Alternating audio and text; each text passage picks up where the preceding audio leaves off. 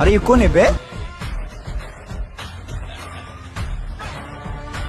ನಾವೆಲ್ಲ ಡೈರೆಕ್ಟರ್ಸ್ ಒಂದು ಲೈನಲ್ಲಿ ನಿಂತ್ಕೊಂಡು ಆ ಕಡೆಯಿಂದ ಒಪ್ಪಿ ಸರ್ ಬಂದ್ರೆ ಎಲ್ಲರೂ ನೋಡಿ ನಿಮ್ಮ ಅಪ್ಪ ಬರ್ತಾನೆ ಅಲ್ಲಿ ಅಂತ ಹೇಳ್ತಾರೆ. ಆ ಲೆವೆಲ್ ಅವರು.